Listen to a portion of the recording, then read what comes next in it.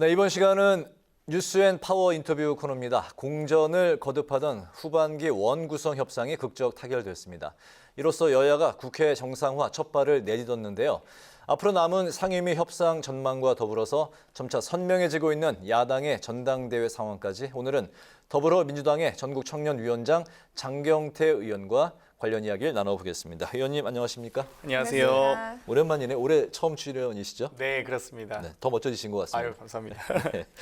참 그 국회가 이제 최근에 참 힘들었습니다. 네. 그 야당의 단독 의장 선출이냐 아니면 극적인 타결이냐 이제 여야가 이제 중대 기로에 섰었는데 극적 합의의 길로 들어섰습니다.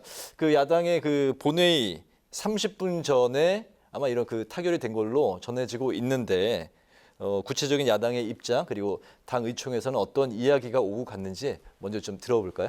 그러니까 전반기 이 임기가 5월 30일부로 만료되고 나서요. 한 달 이상 이렇게 공석인 상태였습니다. 그렇기 때문에 이 국회가 공전하고 있는 상황에서 여러 가지 경제적 여건들이 안 좋아지고 있거든요. 뭐 예를 들면 고유가라든지 고물가라든지 고금리 혹은 고환율로 여러 가지 이런 경제적 어려움들이 있기 때문에 빠르게 국회가 먼저 나서서 민생국회 열어야 된다 이런 논의들이 있었던 것 같고요. 다만 이 국회의장단 선출과 상임위 배분을 좀 구분할 필요가 있습니다. 국회의장단 같은 경우는 뭐 당연히 다수당 원내 1당 2당 순으로 의장과 부의장을 배분하게 되어 있고요. 네. 이미 관례상 굳어져 있는 상황이고요.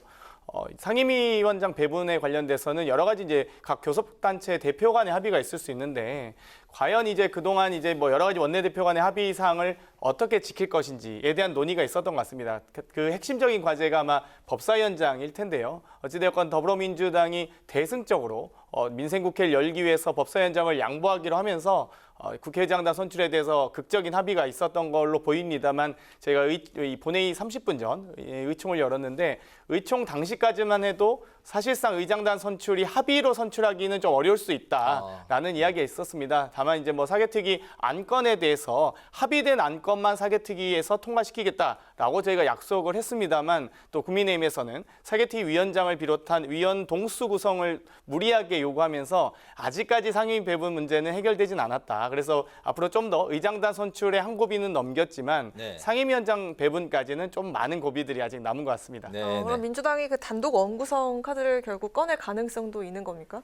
뭐 최대한 뭐 인내하기 위해서 노력할 텐데요. 뭐 이번 의장단 선출 또한 지난주 금요일에 7월 1일에 원래 선출하기로 했었습니다. 그런데 그때 이제 김진표 의장 현재 의장께서 한 번 더 우리 네. 국민의힘과 한 번 더 합의를 하자, 논의를 하자라고 하셨기 때문에 저희가 그 의사를 존중해서 의총에서 의결이 되었고요. 또 오늘 이제 월요일에서야 논의가 되게 되었습니다. 어찌되었건 여러 차례 저희는 기회를 드릴 겁니다. 함께 여야가 함께 지혜를 모을 수 있는 기회를 드릴 텐데 그 기회를 부디 발로 걷어차지 않으시길 바랍니다.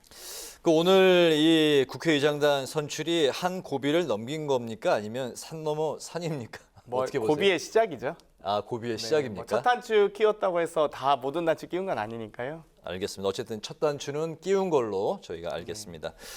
이런 가운데 이제 방금 이제 그 이유동 국민의힘 상근 부대변인과 이제 인터뷰 들어보셨겠지만 그 윤 대통령이 박순애 부총리 겸 교육부 장관 그리고 김승겸 합동참모의장 임명을 이제 재가를 했습니다. 인사청문회 없이 이제 재가를 한 건데 반면에 김승희 보건복지부 장관 후보자는 이제 낙마를 이제 한 상황인데 그 민주당뿐만이 아니라 이제 국민 눈높이에서 이제 봤을 때 이게 어떤 결정이라고 이제 보시는지 뭐 대답은 일단 뭐 짐작이 가는 부분은 있습니다만 그리고 문제는 복지부 장관 그 지금 공백이 너무 길다는 거 아니겠습니까? 어떻게 보세요? 뭐 일단 대통령과 원내대표가 국회가 개원하지도 못한 상태에서 의장단조차 선출하지 못한 상태에서 지난 27일부터 7월 1일까지 뭐 스페인도 가시고 또 필리핀 원내대표께서 또 필리핀 가 계시지 않았습니까? 네. 그런 과정에서 29일까지 장관 인청 보고서를 재송부하라고 요청을 하셨습니다. 그러면 국회도 개원하지 않았고 또 원구성 협상에 꼭 필요한 원내대표가 국외 출장을 해외 출장을 가 있는 상황에서 장관 인청 보고서를 재송부해달라고 요청한 것 자체가 어불성설이고요. 그럼에도 불구하고 오늘 이렇게 여야가 함께 극적인 타결을 하고 있음에도 불구하고 이렇게 이 장관 임명을 강행하는 것에 대해서 대단히 규탄하지 않을 수가 없습니다. 어찌되었건 지금 방금 이 국민의힘 부대변인께서 얘기하셨지만 네. 여러 가지 지금 음주운전 등의 전력으로 아직 저희가 인사청문회를 본격적으로 하지 않았음에도 불구하고 교육부 장관에 대한 특히 아이들의 교육을 담당한 이 교육부 장관 또 부총리 아니겠습니까? 이런 분이 이렇게 현저히 문제가 있음에도 불구하고 임명을 강행했다든지 합참의장 같은 경우는 군 안보상 매우 중요한 요직입니다. 이 군서열, 군령을 발동할 수 있는 군서열 1위이기 때문에 이런 분들에 대한 임명을 강행한다는 것, 이 국민의 알 권리와 국회에서의 견제 기능을 송두리째 무시한 결과라고 보고요. 어찌되었건 계속 이렇게 윤석열 대통령께서 국회와 국민과의 소통을 계속 무시하시면 언젠가 국민들께서 단호하게 분노하시리라고 봅니다.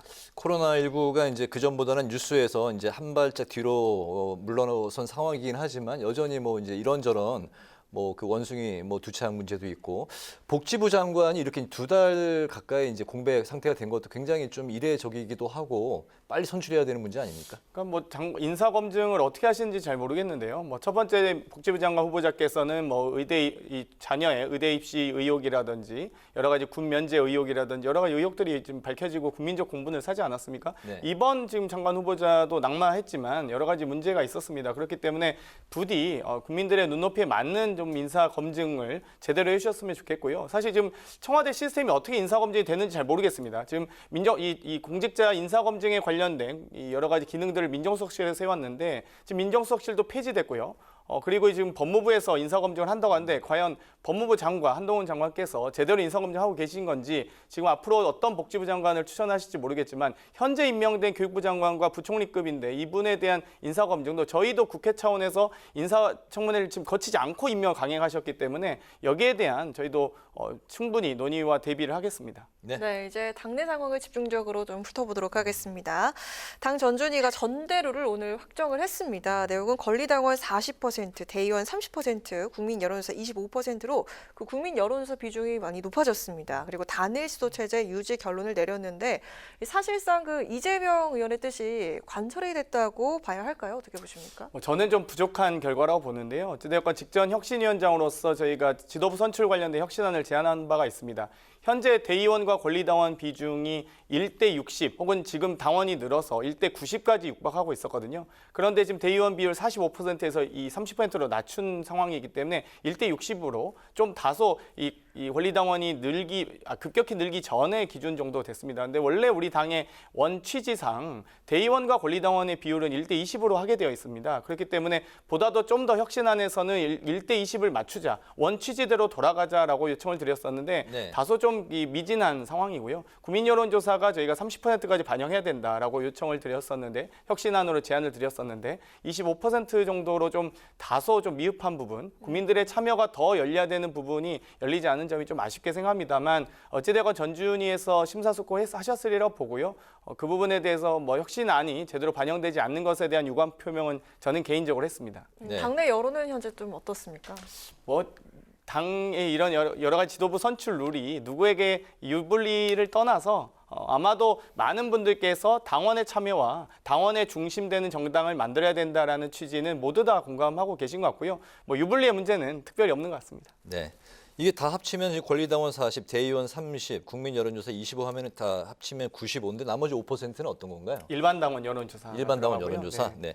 그럼 의원님이 가장 이상적이라 생각하시는 그 비율이 있다면 어떻게 됩니까? 그러니까 현재 지금 비율이 이게 좀 너무 디테일한 부분이라 설명은 안 드렸는데요. 대의원 45%, 권리당원 40%, 일반 당원 5%, 국민 여론조사 10%가 반영되었던 구조입니다. 즉 당원이 90%, 국민이 10%밖에 참여를 못하기 때문에 저는 국민이 30% 정도 참여하고요. 대의원 비율이 20%, 권리당원 비율이 45%, 일반 당원 비율을 5% 유지하는 선으로 해서 네. 가급적 대의원의 비중은 줄이고 국민의 참여도 늘리면서 당원들의 의사 결정권을 보다 더 보장하는 방식으로 좀 더 확대돼야 된다라고 요청을 드렸습니다. 네, 저는 이제 그동안 이제 국민 여론조사 비중을 좀처럼 확대할 것 같지 않은 분위기였는데 이 부분이 10에서 25로 늘어난 거죠. 이 부분이 좀 개인적으로는 좀 특이할 부분인 것 같습니다.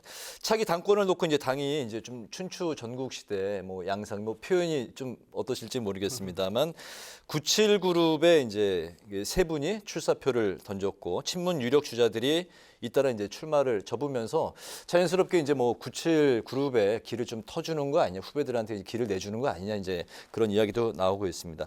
97 그룹의 출마 러시에는 또 어떤 과정이 있었는지 저희가 잘 모르는 그런 이야기도 있는지 궁금하거든요. 어떻습니까?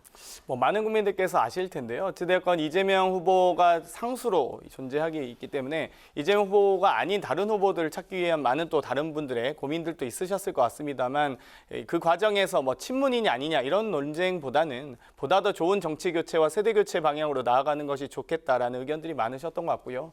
그 과정에서 97 그룹들이 많이 이번에 전대 출마를 하게 됐습니다.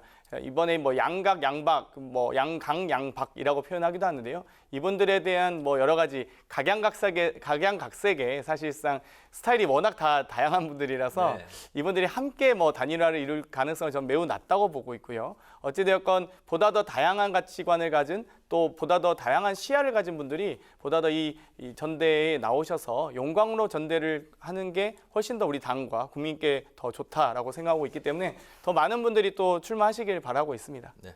의원님이 아직 30대신가요? 네, 저는 그러면- 80년대생입니다. 그러면 그 2000년대 학번인가요? 네, 그렇습니다. 97 그룹 뭐 이런 식으로 만약에 이제 부른다면 만약 그러면은 08세대? 네. 03, 030대. 아, 네, 네. 그런가요? 아, 네. 08, 예. 네, 네. 08 그룹의 선두 주자로서 이번에 어떻게 뭐 그 출마 생각은 안 하셨나요? 안 그래도 지난 주말간에 뭐 이 전국에 계신 전국 청년당 운영위원과 전국 청년 지방의원 분들과 함께 만남의 자리가 있었고요. 네. 많은 분들의 또 이 요청이 쇄도하고 있긴 합니다, 개인적으로. 그래서 결심을 좀 정리해 가고 있습니다. 아, 아직 고심 중이시군요.